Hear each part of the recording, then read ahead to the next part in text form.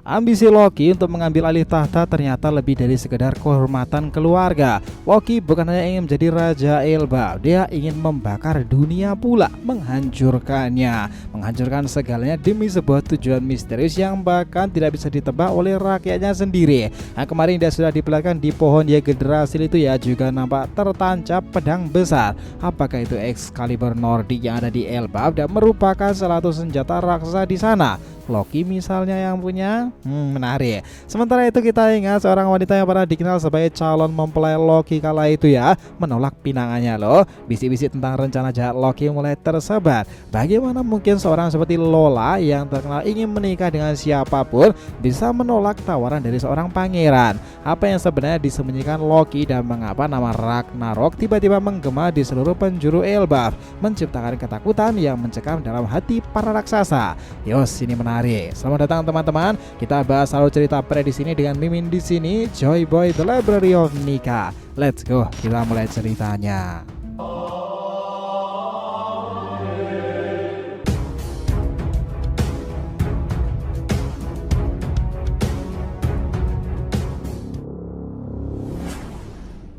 Namun sebelum masuk pembahasan, jangan lupa untuk like video ini ya nakama ya, supaya untuk support kalian semuanya untuk channel ini kedepannya agar terus berkembang dan berpetualang bersama Nika sang Joyboy ini. Nah, jika sudah, terima kasih banyak dan mari kita mulai petualangannya. Gini, baru-baru ini di chapter terbaru One Piece akhirnya kita diperkenalkan dengan kerajaan Elbaf ya. Setelah lebih dari 25 tahun sejak pertama kali disebutkan dalam cerita. Nah, para fans telah lama menantikan momen tersebut. Ternyata Eiichiro Oda sang kreator tidak hanya menghadirkan Elbaf, tetapi juga memperkenalkan karakter pangeran Loki.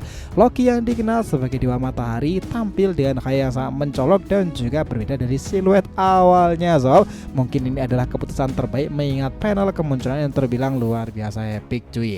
Banyak penggemar yang melihat kemunculan Loki ini sebagai salah satu momen paling ikonik dalam beberapa waktu terakhir, mengingat kemiripannya dengan pengenalan karakter Ors di art trailer bak dahulu kan. Ors sendiri merupakan raksasa kuno dan ada beberapa paralel menarik antara kemunculannya dengan Loki. Selain itu ternyata Loki itu juga telah mendapatkan buah iblis legendaris dan bahkan sampai tega membunuh ayahnya itu King Herald loh nakama. Ambisinya itu luar biasa memang. Nah, kita tahu bahwa Raja Herald sendiri ini nampaknya diilhami dalam cerita preferensi dari King Harald yang dalam sejarah Norwegia ya, yang dianggap sebagai pemimpin terakhir sebelum akhir zaman Viking. Dalam konteks One Piece, Loki memang memiliki ambisi besar untuk mengakhiri dunia, sebuah referensi langsung pada legenda Ragnarok dari mitologi Nordik tersebut, di mana kehancuran dunia dianggap sebagai suatu kepastian nyata. Tentu saja nakama, ini memunculkan banyak pertanyaan.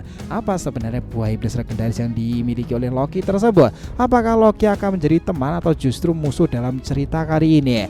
Dan apa sebenarnya yang membuat Lola yang terkenal selalu ingin menikah itu malah menolak Loki? Semua ini menambah misteri dan ketegangan dalam ceritanya kan. Soal buah iblisnya kita mungkin akan tahu lebih lanjut dalam waktu dekat ya nakama. Mengingat udah biasanya tak lama-lama menyimpan rahasia buah iblis dalam satu arc sendiri. Saat ini teori mengenai buah iblis Loki masih beragam. Jadi banyak penggemar yang menunggu saat pengungkapannya nanti. Bahkan nama seperti Logia Matahari sudah pada bermunculan kan. Apalagi Mythical Zone juga pasti menjadi daftar kandidat. Itu menarik sih.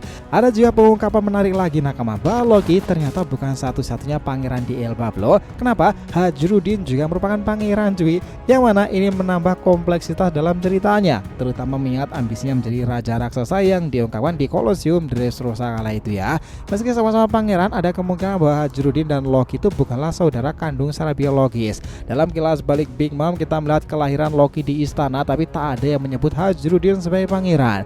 Ini mungkin mirip dengan kisah Loki dan Odin dalam mitologi Nordik tersebut, di mana mereka itu dikenal sebagai saudara darah karena bukan lahir dari orang tua yang sama, tetapi karena melakukan ritual persaudaraan.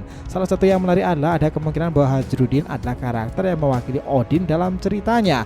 Ketika dia mengalahkan Mats Face di Dressrosa itu, dia menggunakan serangan bernama Goir kan, yang mana merupakan nama tombak Odin sendiri. Ini mengindikasikan ada koneksi antara Hajrudin dengan sosok dewa Nordik tersebut. Tidak mengherankan nakama jika dalam arc ini kita juga melihat sosok yang mewakili Thor kan, yang mungkin adalah Enel. Kenapa Enel? Ya dengan kekuatan petirnya tampaknya cocok untuk peran tersebut ya. Dia mungkin akan muncul kembali dalam cerita untuk memperkaya unsur mitologi yang dihadirkan di Elbaf. Wah, bakalan seru sih jika dia datang lagi. Nah, selain itu nakama, hubungan Loki dan Hajrudin ini bisa dibilang mirip ya dengan pasangan-pasangan penting lain dalam dunia raksasa seperti Yol dan Jas, Tadori dan juga Brogy itu yang dahulu menjadi kapten bersama bajak laut raksasa. Mungkin aja Loki dan Hajrudin itu akan menjadi co-kapten atau bahkan co-raja di Elbaf nakama. Namun status Hajrudin sebagai pangeran masih menimbulkan tanda tanya. Jika dia bukan putra biologis Raja Herald itu mungkin dia diangkat karena persahabatan atau bahkan karena dia dipilih oleh rakyat Elbaf yang tidak menyetujui kepemimpinan Loki.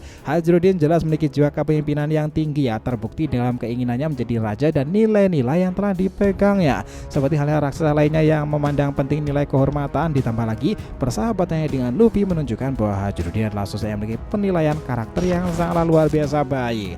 Saat ini meski Raja Herald sudah tiada nih, baik Loki maupun Hajrudin belum menjadi raja sama sekali. Mungkin ini karena mereka masing-masing memiliki kekurangan. Soal Hajrudin mungkin belum cukup kuat, sementara Loki mungkin terlalu ambisius dan memiliki niat tersembunyi. Di Elbaf sendiri, Jarl tampaknya memegang peranan kepemimpinan sementara ini, setidaknya sampai Loki atau Hajrudin siap mengambil alih ya. Namun ada kemungkinan mereka akan berkuasa bersama, melengkapi kelemahan satu sama lain dalam kepemimpinan tersebut. Hubungan Hajrudin dan Loki itu juga mengingatkan pada konsep saudara baik dan saudara jahat kan, yang seringkali muncul dalam kisah One Piece sendiri seperti Doflamingo dan juga Corazon, Sabo dan juga Stelis, serta Sanji dengan saudara-saudaranya di Germa 66 kan. Nah di sisi lain Loki memiliki karakteristik mirip Doflamingo itu, sementara gaya sombong dengan lidah menjulur dan mata yang tertutup. Keduanya juga pernah membunuh ayah mereka sendiri dalam ambisinya itu loh, yang membuat banyak penggemar bertanya-tanya apakah Loki akan sejahat Doflamingo. Menarik tuh. Lalu tentang penolakan Lola atas lamaran ini, itu cukup mengejutkan. Lola yang bahkan hampir menikahi Absalom itu malah menolak Loki yang sebenarnya jatuh cinta padanya. Ada teori bahwa mungkin Lola merasakan ada niat terselubung dari Loki dalam pernikahan tersebut. Apakah Loki mengincar aliansi dari Big Mom untuk membantu mewujudkan ambisinya menghancurkan dunia ya? Ini menjadi pertanyaan besar sih, mengingat perannya yang signifikan dalam alur cerita ini. Lu bayangin coy jika Loki bergabung dengan Katakuri, betapa mengerikannya tuh peran tersebut. Ya itu pada akhirnya memang jadi hanya sebuah impulsif dan bayangan semata lah ya. Ya meski saat ini Loki itu tidak seperti calon antagonis utama dalam cerita ini, ada kemungkinan motifnya itu lebih kompleks lagi. Ragnarok yang ia kejar mungkin memiliki tujuan akhir yang membawa perubahan yang baik bagi dunia kan, mirip dengan tujuan Luffy mengalahkan pemerintahan dunia. Apalagi di chapter terbaru ini mereka sudah bertemu. Loki menyuruh Luffy untuk membebaskannya kan. Dia bahkan mengatakan jika Luffy mau melakukan itu, Loki akan membantu Luffy untuk menghancurkan siapapun yang menyerangnya. Itu memang kesepakatan menarik karena mereka sebelumnya juga membicarakan Akagami Sang kan. Kita tahu ya nakama, dalam mitologi Nordik sendiri itu Ragnarok bukan sekedar kehancuran tetapi juga simbol siklus kelahiran kembali loh. Mungkin saja Loki itu menyadari perlunya perubahan besar dalam dunia One Piece sendiri. Itu mungkin alasan mengapa ia mengejar kehancuran tersebut. Tentu prediksi semacam ini juga didukung oleh ramalan yang pernah dikatakan Madame Shirley tentang Luffy yang akan menghancurkan Pulau Fishman Island. Jika kita ambil ramalan itu secara harfiah, maka tindakan Luffy nanti akan membawa dampak positif bagi dunia. Elbaf dengan kaitannya yang erat dengan mitologi Nordik sepertinya juga akan menjadi tempat pengungkapan besar tentang senjata kuno Uranus. Jika benar maka Uranus mungkin akan muncul sebagai elemen penting dalam art kali ini. Bisa jadi nakama Loki sebenarnya memiliki hubungan dengan kekuatan besar ini, atau mungkin punya buah iblis dan kekuatan yang menyerupai kemampuan senjata kuno. Beberapa teori bahkan menyebutkan buah iblis Loki adalah tipe Logia khususnya yang memberikan kekuatan yang sangatlah destruktif, hancurkan itu. Menariknya Loki juga digambarkan dengan sifat licik nakama, mirip dengan Doflamingo yang menambah ketegangan ceritanya. Jika Loki benar-benar memiliki kekuatan untuk menghancurkan dunia, mungkin ia akan menjadi ancaman besar yang menguji Luffy dan aliansinya kan. Itu memanglah seru untuk dibahas lebih lanjut. Kesimpulannya, kemunculan Loki di Elbaf ini membawa banyak sekali misteri dan konflik potensial ya, sebagai sesuatu yang terinspirasi dari mitologi Nordik sendiri. Ia adalah elemen baru yang menarik di cerita dunia baru sekarang, dan fans tentunya tak sabar melihat bagaimana perannya akan berkembang lebih jauh. Ini menarik loh nakama, jika Elbaf mengambil referensi dari bumi Asgard atau Ragnarok Nordik itu, pasti akan ada banyak hubungan antara sosok seperti Loki, Thor, Odin maupun pedang legendaris suci tersebut Excalibur. Jika kemarin kita telah melihat sendiri ada sebuah pedang besar tertancap dengan dalam di salah satu ranting pohon Yggdrasil itu, mungkinkah itu adalah Excalibur? Siapa yang memiliki pedang tersebut? Sampai sekarang ini memang masih menjadi penggambaran menarik ya nakama. Mungkinkah Loki atau salah satu dari keluarganya? Kita tunggu lebih lanjut lagi.